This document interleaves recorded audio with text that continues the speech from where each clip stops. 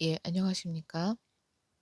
오늘 말씀드릴 것은 JTBC 사건 반장이라는 뉴스 프로그램에 나왔던 부산의 개혁교회로 알려진 문제교회에서 피해자 가족이 청와대 청원에 올린 글 내용입니다.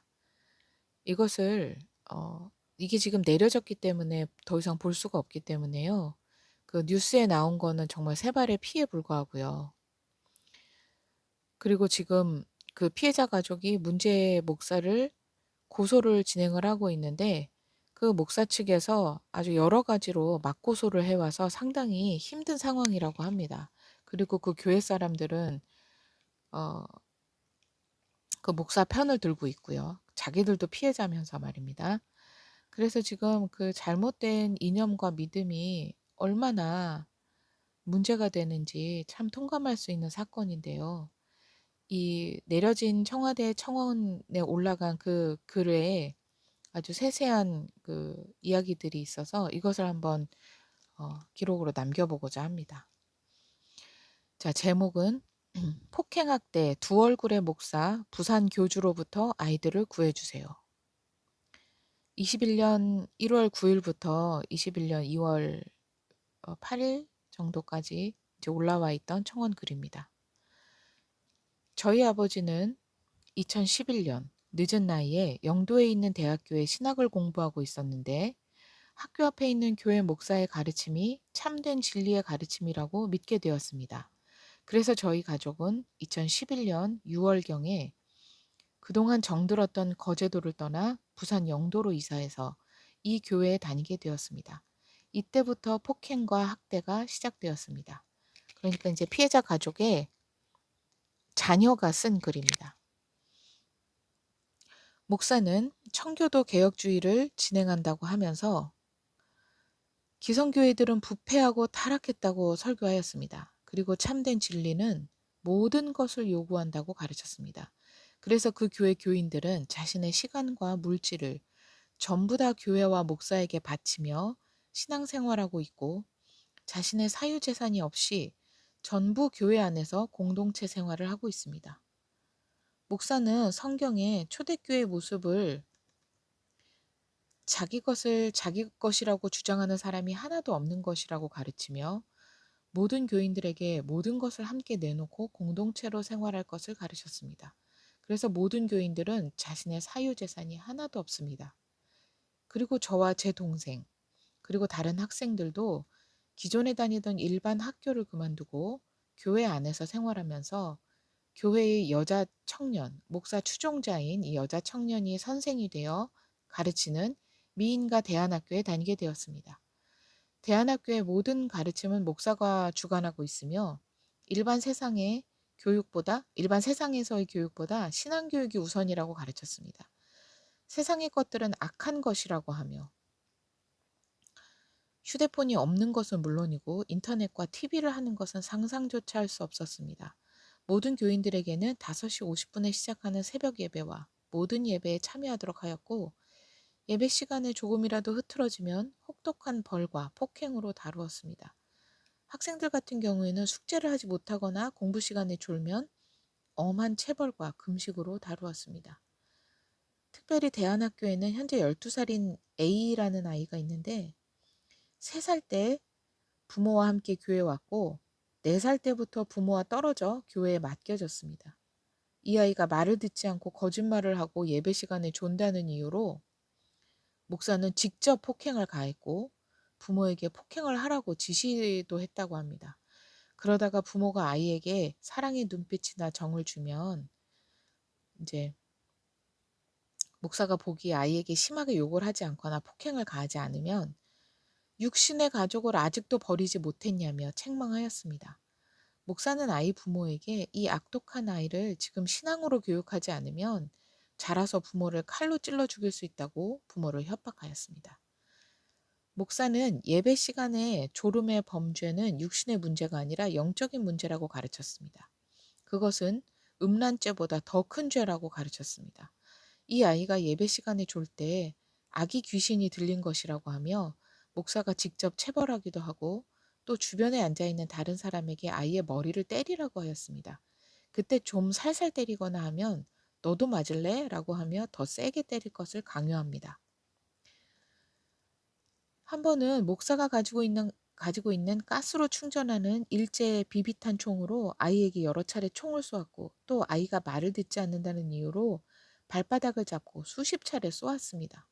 그 총은 목사의 스트레스를 해소하기 위해서 교회에서 산 것이고 학생들과 청년들을 주로 쏘았습니다.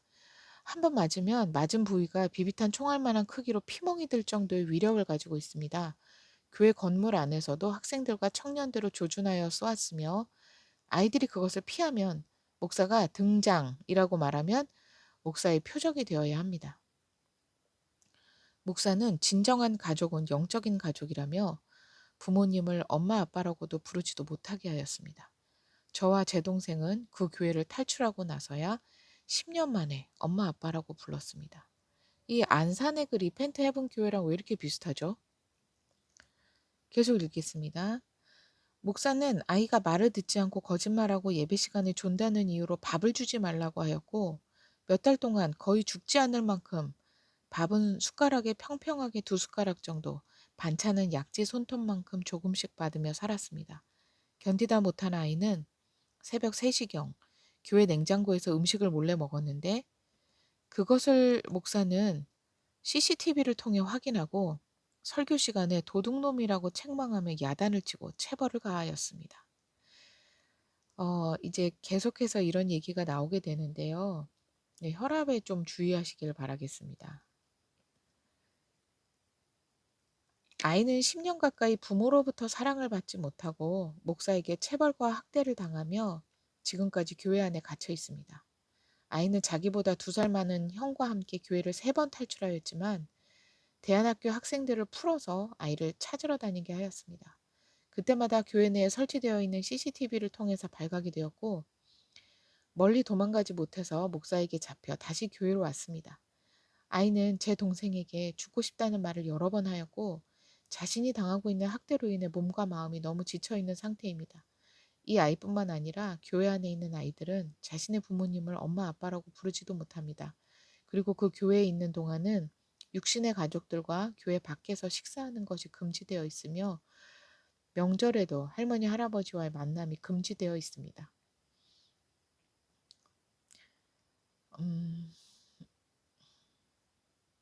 네. 같이 있었던 아이들 생각에 이 지금 소송을 진행하고 이 일을 알리고 있는 피해자 가족의 그 아이들이 눈물을 흘리면서 굉장히 안타까워하고 있습니다. 남들이 생판 모르는 남들이 들어도 그런데 말이죠. 그 사람들은 또 오죽하겠습니까? 저희 가족은 지난 10월 26일경 그 교회를 탈출하였습니다. 제 동생은 그 교회 목사로부터 지난 8년 동안 심한 폭행을 당하였던 것을 교회를 탈출하고 난 뒤에서야 정확한 사실을 알게 되었습니다. 다음 내용은 수많은 폭행 중에 가장 심했던 폭행입니다. 자, 이분들이 자기들이 당했던 일을 객관적으로 보지 못하는 그 피해자 심리 상태에 있다가 교회를 탈출하고 난 뒤에야 객관적으로 알게 된 겁니다. 이 굉장히 중요한 부분인 것 같아요. 2014년 5월 31일 토요일 목사는 제 동생을 불러서 약 3시간 정도 청테이프를 감은 강목으로 폭행을 하였습니다. 저녁에 목사가 저의 동생만 남으라 하였고 제 동생은 두려움에 떨고 있었습니다. 잠시 후 목사가 불러서 폭행은 시작이 되었습니다. 목사는 저의 동생을 바닥에 머리, 가슴, 배, 다리를 완전히 바닥에 붙인 후에 그 강목으로 3시간가량을 쉬지 않고 때렸습니다. 이게 가능할까요? 아휴, 저희 동생은 도망가지도 못하고 고통스러워하며 계속 맞았습니다. 그리고 저희 동생은 의식이 불분명해졌고 목사가 폭행을 하고 두유를 주었는데 그것을 먹다가 쓰러졌습니다. 그리고 목사는 수습을 하기 위해 동생에게 관장도 하고 하였지만 나아질 기미가 보이지 않자 목사는 부모들을 불렀고 병원에 보냈습니다. 제 동생은 대학병원 응급실에 갔고 담당 의사는 상처가 너무 심해서 조금만 더 늦게 왔으면 아이의 생명이 위험할 뻔하였다고 말했습니다. 그리고 그 상처가 맞아서 생긴 것을 알고 아동보호기관인 초록우산에 신고를 하였습니다. 이때 목사는 자신이 구속되면 교회가 문 닫을 수 있고 자신이 설교를 못하면 당신들의 영혼이 피폐해지게 될 수 있다고 말하면서 제 아버지가 목사 대신에 아이를 폭행한 것으로 누명을 쓰게 되었습니다. 이 사건으로 인해 제 아버지는 부산가정법원에서 아동학대 및 가정폭력으로 재판을 받게 되었습니다. 목사는 이 사건 이후에 제 동생에게 일시적으로 잘해주는 것 같았으나 자신의 말을 듣지 않자 또다시 저의 동생과 아이들을 폭행하였습니다. 저는 지난 9월 14일 목사에게 얼굴을 주먹으로 사정없이 맞아 귀 고막에 천공이 생기고 눈에 핏줄이 터지고 얼굴에 멍이 들고 입술이 터졌습니다. 교회에서 목사는 전문직이 아니면 대학에 보내지 않겠다고 하였습니다. 그 말 하나로 지금까지 수험 생활을 4년째 하였습니다. 맞았던 월요일 저녁 목사와 1시간 넘는 긴 통화를 할 때에는 저는 공부가 아닌 다른 일을 하고 싶다고 했지만 결국 설득되어서 공부를 하겠다고 했습니다. 그리고 새벽 1시쯤에 목사가 학생들과 선생님들까지 모두 6층 목사 사택으로 불렀습니다. 아직 목사는 오지 않은 상태였고 선생님이 저희 모두 무릎 꿇고 있으라고 해서 무릎 꿇고 있었습니다. 목사는 차를 타고 송정에 있는 토스트 가게에서 저희에게 토스트를 준다고 사왔었습니다. 목사가 사택에 들어와서 저에게 공부를 하겠냐고 물었는데 그때 제가 말을 빨리 하지 않았습니다. 그러자 바로 주먹으로 얼굴을 20대 이상 맞았습니다. 저는 안경을 쓰고 있었고 마스크를 끼고 있었는데 목사의 오른손 주먹으로 맞았습니다. 오른쪽 뺨은 시퍼런 멍이 들었고 그 이후에 턱을 움직일 때마다 통증이 느껴졌습니다. 왼쪽 뺨은 귀를 정통으로 맞았는데 맞은 직후 소리가 거의 들리지 않았습니다. 귀에 물이 들어갔을 때 나는 웅웅거리는 소리가 그 뒤로 계속 났습니다. 그 이후에 계속 공부를 하면서 소리가 잘 들리지 않았고 이명 증상이 계속 있어서 2번 선생님에게 말했는데 목사님께 물어보겠다고 했습니다. 목사는 조금 기다려보라는 말뿐이었습니다. 탈출하고 나서야 병원에 갔는데 고막에 천공이 있었고 사진을 보니 핏자국도 있었습니다. 의사는 전치 3주 진단을 내렸고 작은 패치를 붙여줬는데 3개월이 지나도 낫지 않는다면 수술까지도 언급하였습니다. 이러한 폭행을 가했을 당시에 같이 공부했던 학생들과 중고등학생을 가르치는 선생님과 초등학생을 가르치는 선생님이 무릎을 꿇고 지켜보고 있었습니다. 목사가 저를 때리고 난 뒤에 제 명치 윗부분에 손을 올리며 나도 마음이 아프다라고 했습니다. 그리고 저를 안았습니다.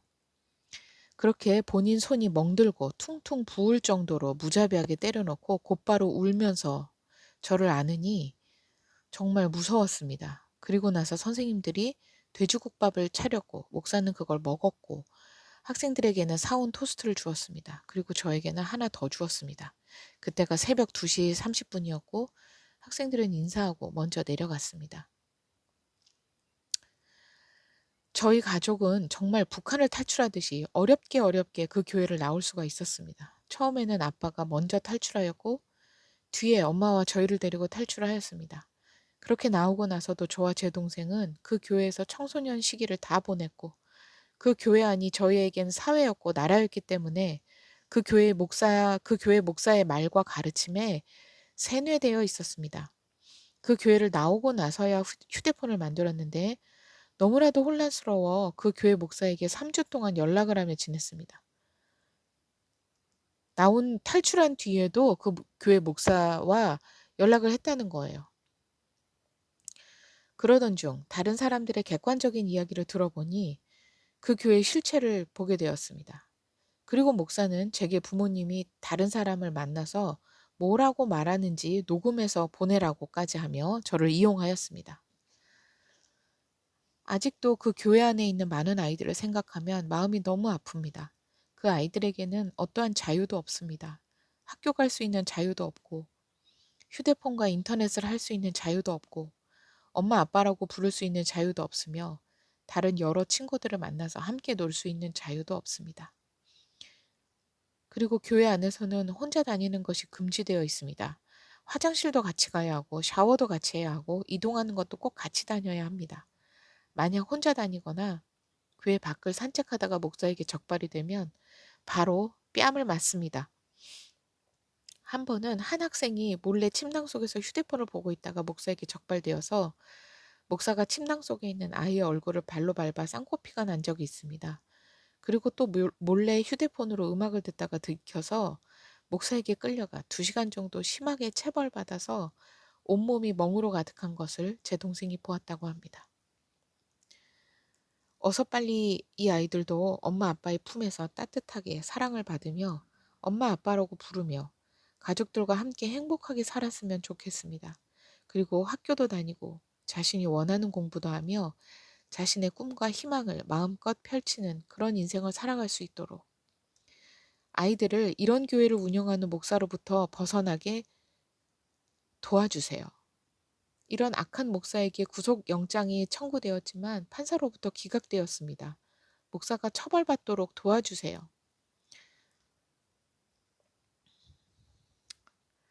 밑에 자료는 저의 동생이 생각나는 폭행 사건만 기억해서 적은 것입니다. 너무 많아서 기억나는 것만 적었습니다. 학대, 2011년 초 2학년 9살, 정상적으로 학교 다니고 와서 교회에서 지냄. 한 번은 치읓형, 초 3학년이고 10살인 치읓형과 내가 학교를 갔다가 오는 길에 화단에 예쁜 돌들이 있어서 그 돌들을 다 모아서 들고 왔다. 그런데 D삼촌 교회 청년이 이 돌들을 어디서 들고 왔냐고 다시 제자리에 갖다 놓으라고 해서 다시 돌려놨다.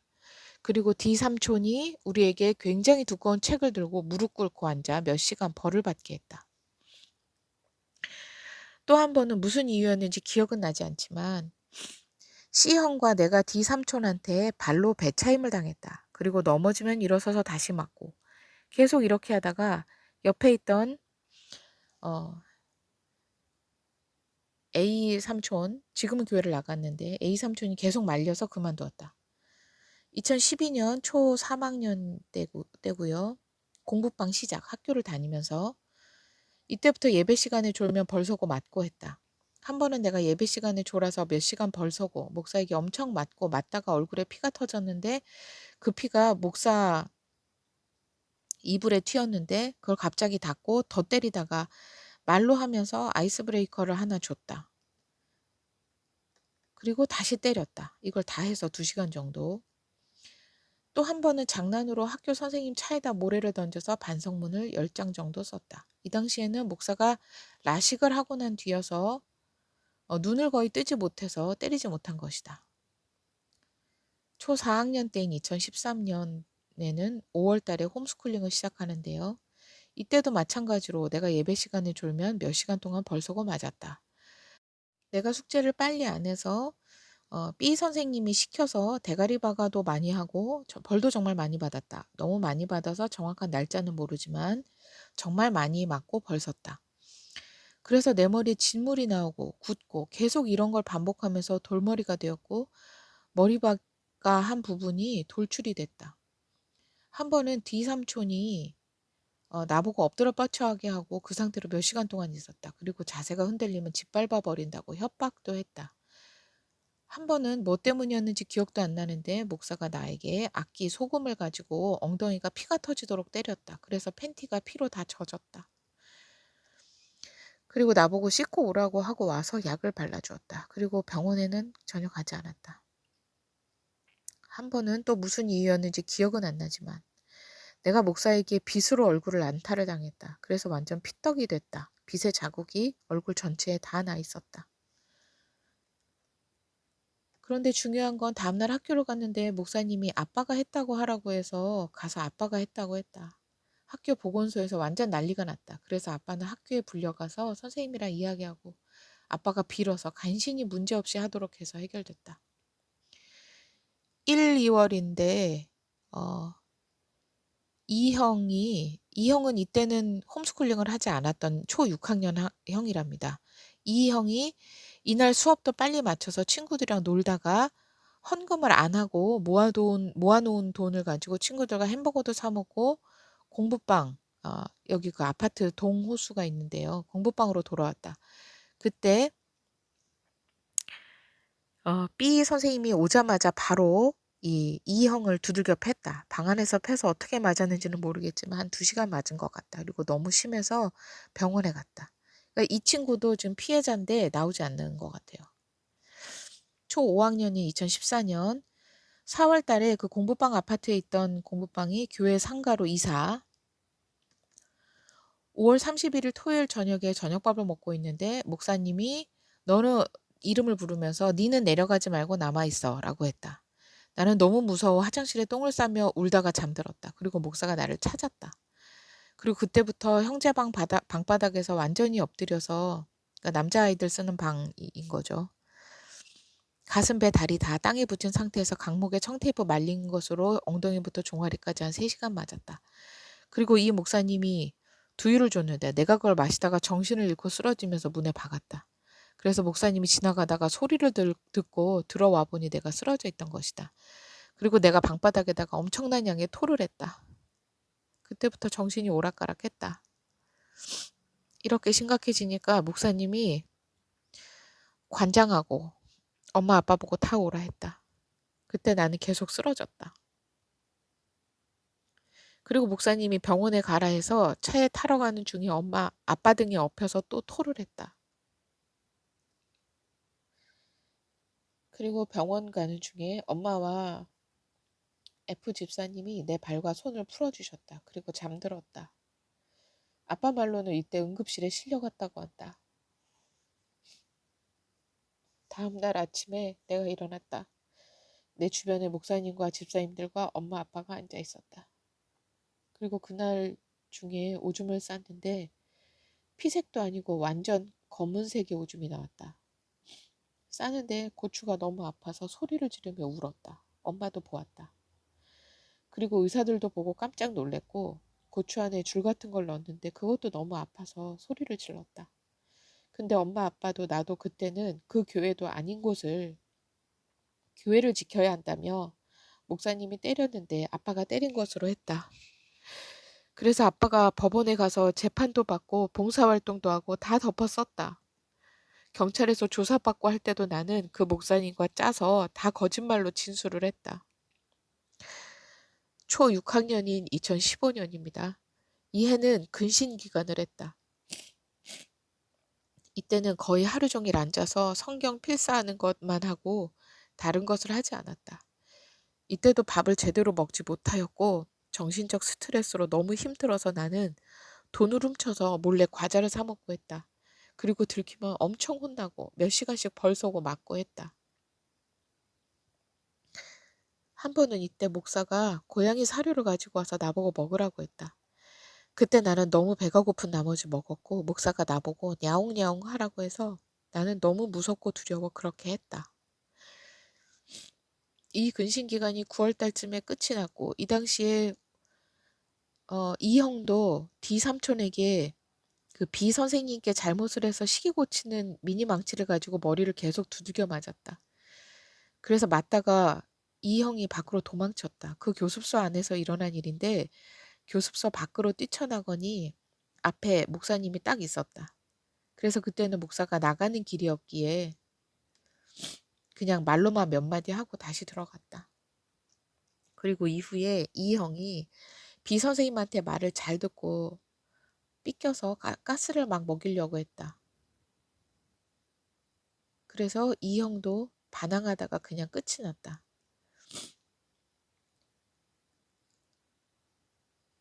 이거는 정확히 무슨 얘기인지 잘 모르겠는데요.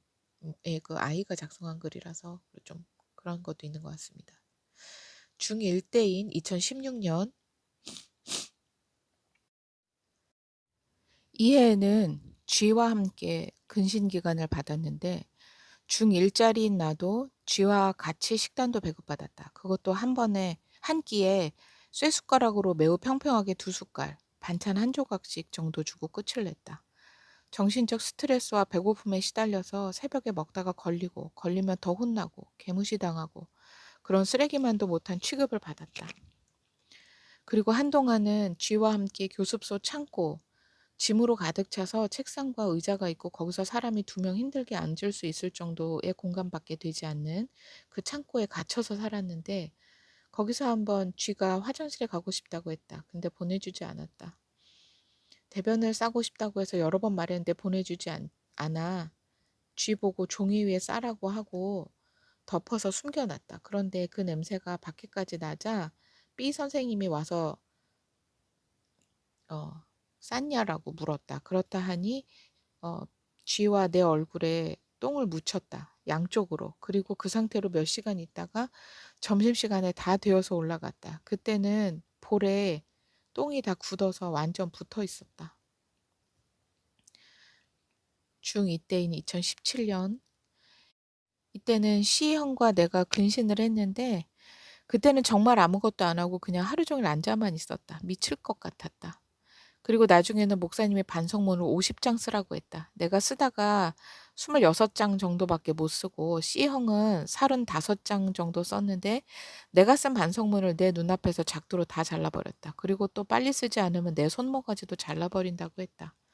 그리고 다시 공부를 하는데 제대로 하지 않아서 선생님이 시켜서 D3촌이 나를 파티션에 가두어 놓고 서서 정말 아무것도 하지 못할 정도로 그냥 설 자리만 있게 해서 하루 종일 세워 놓았다.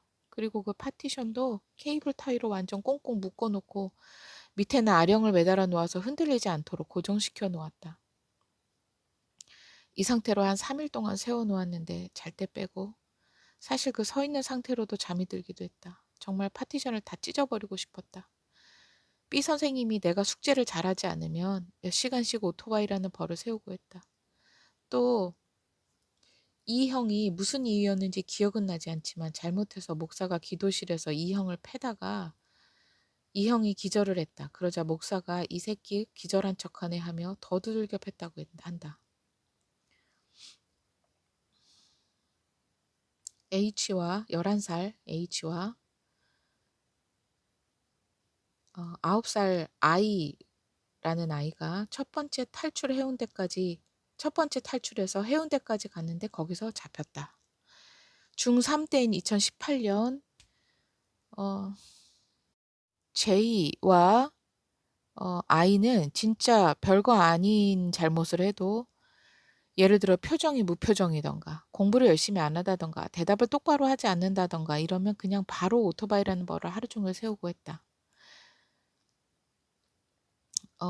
H와 I의 두 번째 탈출 영도구청 앞에서 잡히고 몇 시간씩 목사에게 목양과 혼이 났다. 이런 건 목양이 아니죠. 그 I라는 아이의 형인 고1짜리 17살 짜리 아이의 형은 밤에 휴대폰을 가지고 있는 것 같아서 그것을 지금은 교회를 나간 그 어떤 형과 내가 B 선생님께 말하자. B 선생님이 목사에게 말해서 목사가 와서 자고 있는 그 형의 얼굴을 발로 짓밟아서 누워있는 상태에서 바로 쌍코피가 터졌다. 또 한 번은 무슨 이유였는지 기억은 나지 않지만 이 형이 목사에게 한 2시간 동안 서서 눈 감게 한 다음 발로 다리를 차면서 손으로 어깨를 잡고 뒤로 넘겨서 땅에 패대기 쳐지게 했다. 그래서 그 형 온몸에 멍이 들었다. 고1이 되는 2019년 그 H와 I의 세 번째 탈출. 그래서 또 역시 모두를 풀어서 잡게 했고 다이소 옆 골목에서 붙잡혔다. 12월 20일 일요일 날에 내가 예배 시간에 졸았다. 그래서 목사한테 엄청 혼나고 나는 엄청 울었다. 그리고 저녁에 나를 어른들 식사하는 곳에 함께 데려갔다. 먹고 돌아가는 길에 그 전에 너무 많이 울어서 잠깐 졸았는데 그걸 목사가 딱 보고 네 이제 끝났다 하면서 이제 그 어떤 교회 사업체가 있는데 거기도 가지 말라고 해서 교회에서 나가라고 거기도 가지 말라고 하면서 교회에서 나가라고 했다. 그리고 누나와 나를 교회 6층 목사 사택에 불러서 교회에서 나갈 것이냐고 물었다. 누나와 내가 대답을 계속 하지 않자 빨리 대답하지 않으면 지금 당장 칼로 찔러서 네 죽이고 나는 감옥 간다고 하고 의자를 들어서 찍으려고 했다. 그래서 나는 너무 무서워서 벌벌 떨었다. 그리고 그러다가 내가 나가겠다고 하니까 회유하고 협박을 해서 다시 그냥 있겠다고 했다.